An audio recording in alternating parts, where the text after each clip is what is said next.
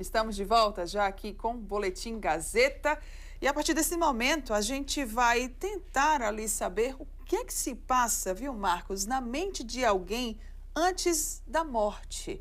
Pois é, como compreender os aspectos emocionais, sociais e psicológicos de quem já faleceu.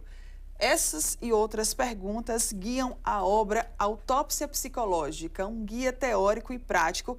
E essa obra ela vai ser lançada hoje, tá? Às 18 horas, lá no Centro de Convenções. E a gente vai agora aqui no nosso estúdio conversar com a autora deste livro, é a Wilza Claire Rosa, ela que é psicóloga, que vai falar com a gente um pouco desse lançamento. Bom dia, Wilza Claire. Bom dia, bom dia. Seja muito bem-vinda.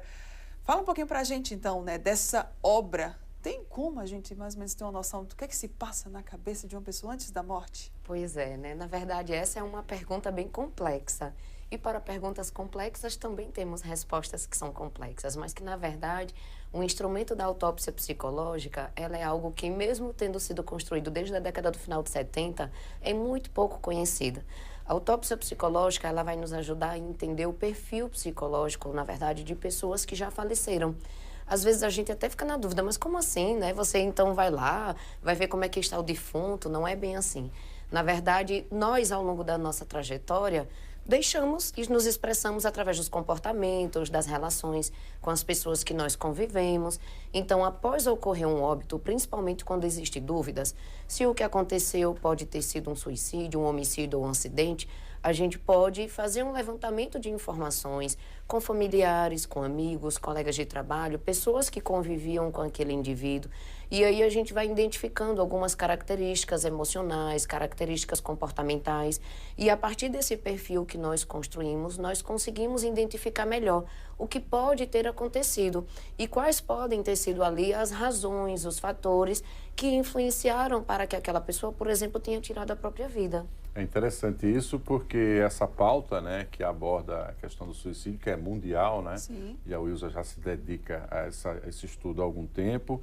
O contato com pessoas que buscam socorro naquele momento, pouco antes de tomar uma atitude, e às vezes na conversa por telefone ali reverte essa situação, é um indício claro também de que dor misteriosa era essa, que poderia levá-la a esse gesto tão limite da sua vida? Isso. Muitas vezes a gente vai perceber que o que leva uma pessoa a tirar a própria vida são um conjunto de fatores.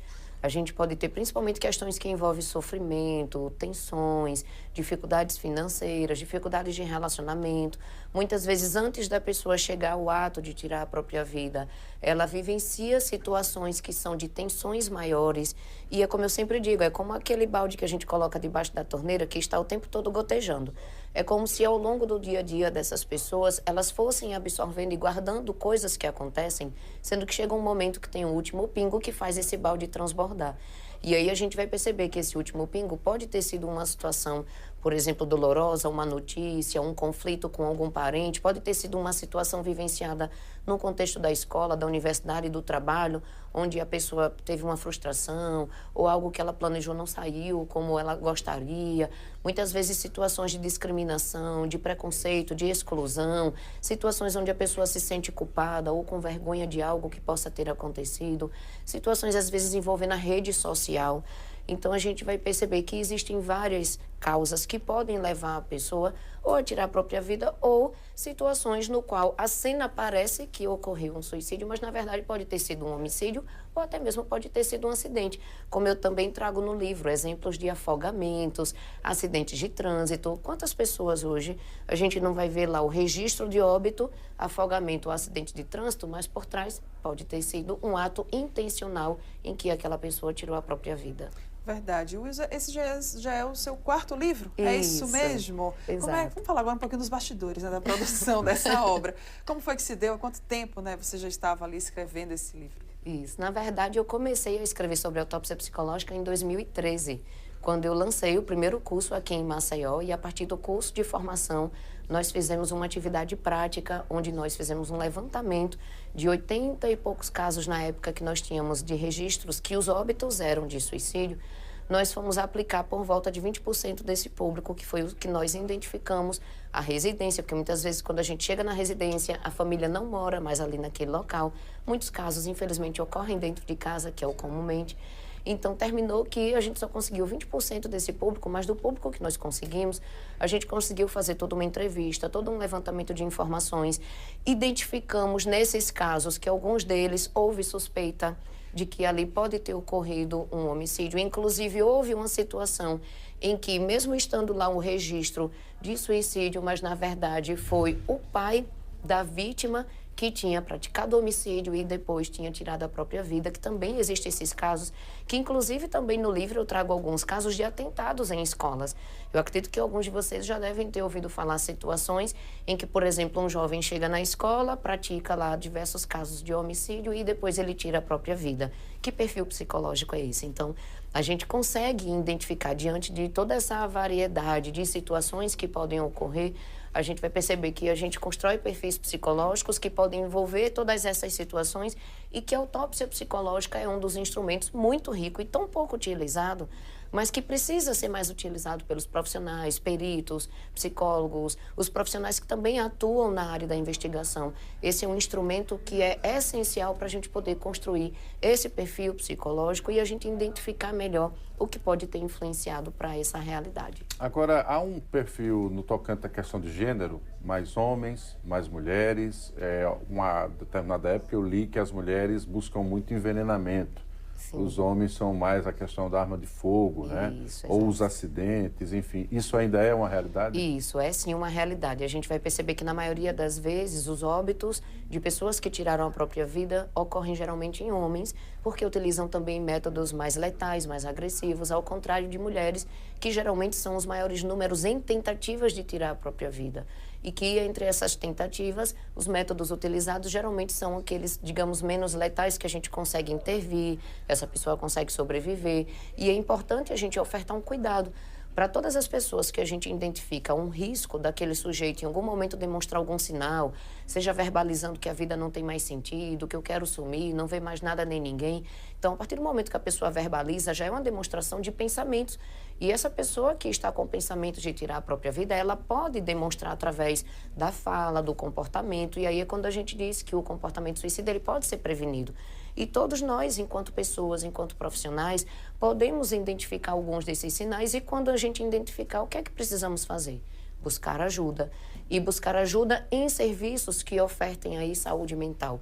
Então, por exemplo, procurar um psicólogo, um psiquiatra, a gente tem os CAPs, que são os Centros de Atenção Psicossocial, as unidades básicas de saúde, que são de referência mais próximo de onde a pessoa reside. Tem as instituições não governamentais, como a ONG Cavida, que eu faço parte, sou fundadora, que a gente há 13 anos já trabalha aí oferecendo gratuitamente o serviço para a comunidade. Tem o número do CVV, que funciona 24 horas, que é um serviço de apoio emocional, onde as pessoas podem ligar e do outro lado da linha vai ter alguém treinado para poder te ouvir, te acolher, te auxiliar naquele momento de dor, de sofrimento, ajudar você a respirar melhor e a encontrar saídas para além destas, onde muitas vezes a gente fica achando que a gente não vai ter mais um outro caminho. E aí é quando esses sentimentos e esses pensamentos, muitas vezes de tirar a própria vida, eles se tornam cada vez mais intensos. Então, existe sim a possibilidade da gente prevenir. E quando a gente identifica alguns desses sinais, o recomendado é buscar um serviço de apoio emocional ou uma unidade básica ou uma instituição especializada no assunto. Agora, Wilza, além de toda a dor, né, que a vítima acaba tendo e acha que põe fim, e é para acabar com essa dor que ela tira a própria vida, mas fica ali um circuito no entorno dela de familiares com um nível de sofrimento terrível, né? Isso, até porque é um óbito diferente. Muitas vezes é como eu sempre digo, uma coisa é quando nós recebemos a notícia de alguém que faleceu por uma doença ou alguma complicação que teve, mas quando a gente recebe a notícia de que a pessoa tirou a própria vida, a gente fica com uma grande interrogação, mas por quê que a pessoa fez isso? Às vezes tem pessoas poderia que ter feito algo, né? Exato, a sensação... Se sente culpado, será que eu não ouvi na hora que ele me procurou, né? Tem toda uma penalização ali. Na verdade, muitas vezes, para as pessoas que ficam, existem sentimentos de culpa, de arrependimento e essa grande interrogação que pode ser carregada por toda uma vida. E isso mostra, ao contrário do que muitos pensam, que depois que ocorre o óbito não tem mais o que fazer. Pelo contrário, temos muito o que fazer, que é o que a gente chama de trabalho de pós-venção, que é esse suporte de apoio emocional que a gente vai ofertar para familiares, para amigos, para pessoas que foram impactadas pela perda de um ente querido e que durante esse período, essas pessoas elas também podem apresentar esse mesmo comportamento de risco. Então, é um luto que é diferenciado, é um luto que realmente precisa de todo um acolhimento, de uma atenção especial, de profissionais que realmente entendam do assunto. Muito bem, vamos então convidar, né, quem está nos acompanhando para comparecer hoje às 18 horas lá no Centro de Convenções. Isso, pessoal, fica aqui o convite. Hoje nós vamos estar lançando o livro da Autópsia Psicológica, um guia teórico-prático que é direcionado para profissionais da psicologia, psiquiatria, peritos, pessoas da área do direito e demais outras pessoas que se interessam por essa temática. Então fica aqui o convite para hoje estarem no Centro de Convenções, vai ser no hall do primeiro andar, para a gente realizar o lançamento às 18 horas. Pois é, a gente falou de suicídio, tá, gente? Mas o próprio trabalho voluntário, né, que a Luísa desempenha, já salvou muitas vidas, tá? É importante isso.